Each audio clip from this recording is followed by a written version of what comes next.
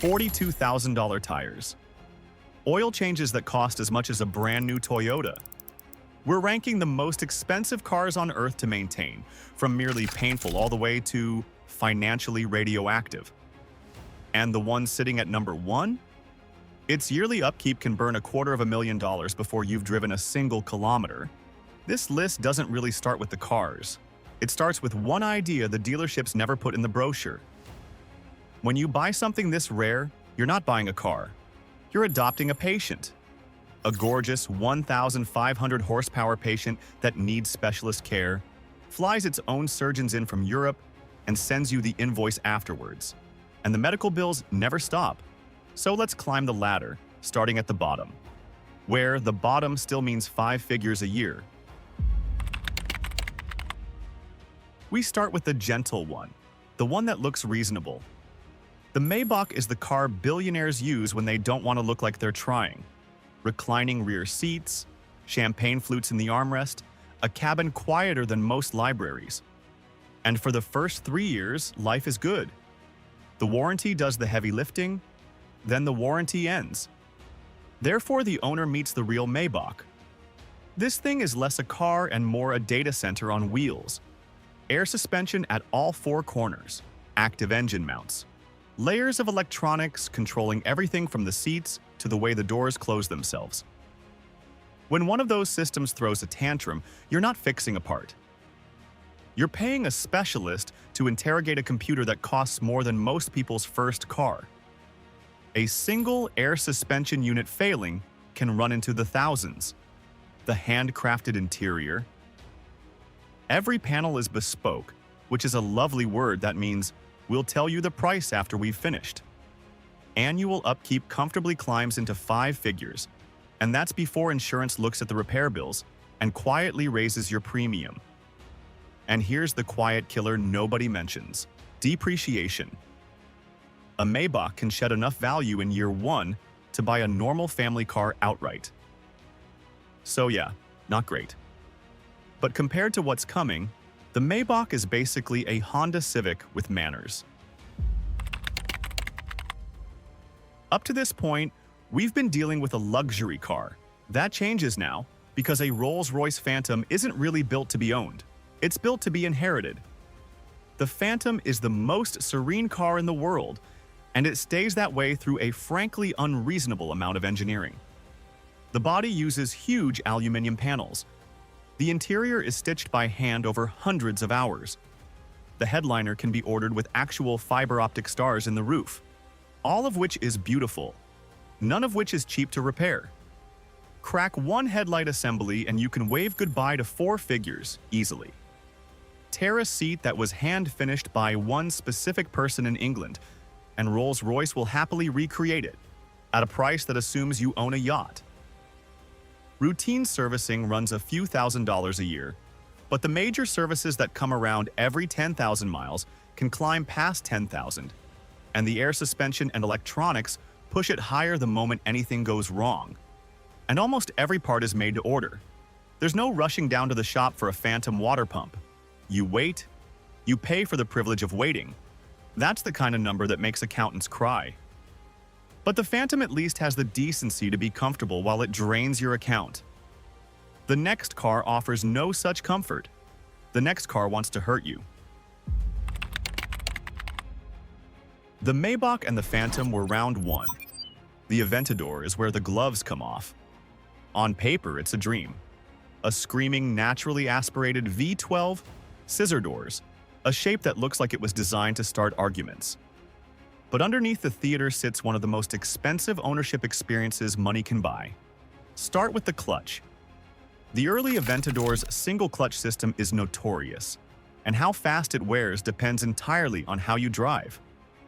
Burn through it, and you're looking at thousands of dollars in parts, plus the labor of a specialist who has to go in to reach it.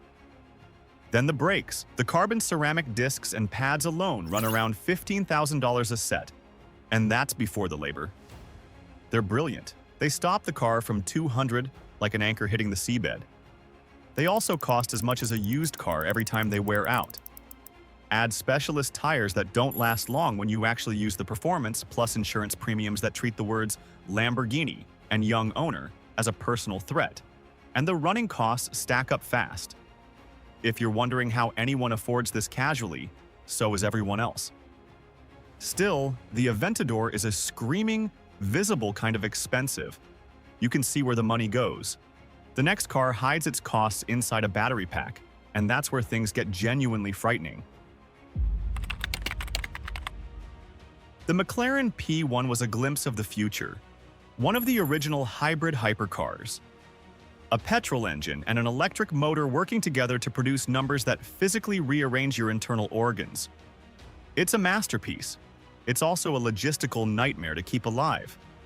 Because the P1 is built around a carbon fiber monocoque, the central tub that everything else bolts onto. Damage that tub in an accident and you're not getting a repair. You're getting a quote that reads like a phone number. Then there's the battery. The high-voltage hybrid system is extraordinary, but batteries age, and McLaren's replacement pack for the P1 was priced at around $156,000. That's not a typo, by the way. 156 grand for a battery, for a car, and owners were so worried about theirs degrading that they put down deposits years in advance, with the new pack still on back order. And this is the part that quietly multiplies every bill. There are only a few hundred of these on the planet, and only a handful of technicians anywhere qualified to touch one. So if your P1 needs work, it doesn't go to a local garage. Sometimes the work comes to it on a flatbed, with a specialist who bills like a barrister. Rarity is the hidden tax on every car from here on. The fewer that exist, the more it costs to keep yours breathing. If your jaw is somewhere near the floor, you're in the right place. This channel pulls back the curtain on what wealth actually costs, the stuff nobody posts on Instagram every single week. Hit subscribe so the next one finds you. So where were we? 4 cars deep, costs already absurd, but the LaFerrari makes every one of them look like a sensible purchase. This is Ferrari's hybrid hypercar flagship. Only a few hundred ever built, everyone spoken for before it existed. The kind of car you don't buy so much as get permitted to buy. And owning one means living entirely on Ferrari's terms. Only Ferrari-certified technicians are allowed near it. Only genuine parts, on Ferrari's schedule, at Ferrari's prices. There is no shopping around. There is no cheaper option. There is only the invoice. The body is carbon fiber, which is light and strong and catastrophically expensive to repair. A scrape that would cost a few $100s on a normal car becomes a structural project here. And then there's the hybrid battery system, the same story as the McLaren, except wearing a prancing horse, which somehow always adds another zero. This is the one that made headlines. One LaFerrari owner's battery pack died after fewer than 900 miles. Ferrari's quote to replace it? Around $195,000. For context, a Tesla pack runs you maybe 15 grand. This owner looked at the number, said no thanks, and shipped the car to a specialist clinic in Croatia that fixed it for a fraction of the price. And somehow, it gets worse from here. Because we've now reached the part of the list where 2 cars from the same brand simply rewrite the rules of what a car can cost to own, and both of them wear the same badge. The same engineering that made the Veyron a legend is exactly what makes it a financial black hole. When it launched, it was the fastest production car in the world, a quad-turbo W16 engine, over 1,000 horsepower, a genuine miracle of engineering. And miracles, it turns out, have a maintenance schedule.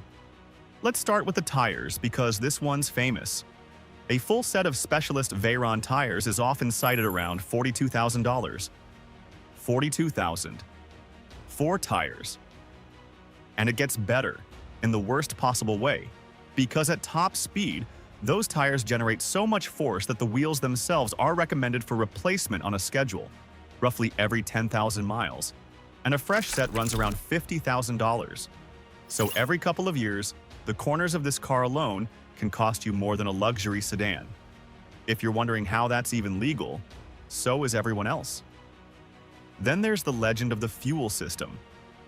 The tank itself is around $20,000, and fitting it reportedly takes so much labor, including pulling apart the rear of the car, that you can add roughly another $20,000 on top just for the work. A standard major service alone often runs north of $25,000. Owning a Veyron isn't car ownership. It's closer to running private aviation. You don't fuel it. You charter it from yourself at a loss. And yet somehow, it's still only number 2. Pay close attention to this one because it's the car we opened with, and it's the most expensive machine on Earth to keep alive. The Bugatti Chiron, the Veyron's successor, and its overachieving, financially terrifying big brother. Everything the Veyron did, the Chiron does harder. More power, more technology, more precision, and therefore, more money. So let's add it up, piece by piece, and try not to flinch. A full set of bespoke Michelin tires, engineered specifically for this car? Around $40,000 to $50,000, and Bugatti recommends changing them more often than you'd ever hope. The special wheels they mount on? Replacements can run past $50,000 on their own. An oil change at an authorized center. Not a repair, an oil change, can cost $20,000 to $25,000 because the process is so involved it takes specialists the better part of a day with the car partially disassembled. And if you ever damage a headlight, brace yourself, because a set for the Chiron has been reported at around $164,000. That's not the car. That's the lights. You could buy a brand new Porsche 911 for the price of seeing where you're going. And that's before insurance and road tax, which swing wildly depending on where you live, from manageable in some places to the price of a small car every year in others. Add it together, and the maths gets brutal. In a normal year, owners have reported running costs around $100,000. But every few years, the big scheduled jobs come due all at once. The fuel system, the turbos, the brakes, and in those years, the bill can sail well past $200,000 before you've driven anywhere. That's not a car payment. That's a second mortgage that occasionally goes shopping for tires. So there's the ladder, from the Maybach, quietly bleeding 5 figures a year, all the way up to the Chiron, where the oil change costs more than the average wedding. What ties all 7 together is simple. The richer the machine, the less the purchase price actually mattered. The real cost was always hiding in the years after the handover. In the tires, in the specialists, in the batteries and the brakes and the bespoke panels stitched by one person in one workshop on the other side of the world. These cars don't just cost money, they demand it, on a schedule, for as long as you dare to keep them. Which raises the obvious question. If keeping the dream alive costs a house every year, were you ever really the owner or just the one paying the bills? If you want to see what happens when someone with all the money in the world still manages to lose it, the Floyd Mayweather collapse is right here, and it pairs perfectly with everything you just watched. Go on, your wallet's already nervous.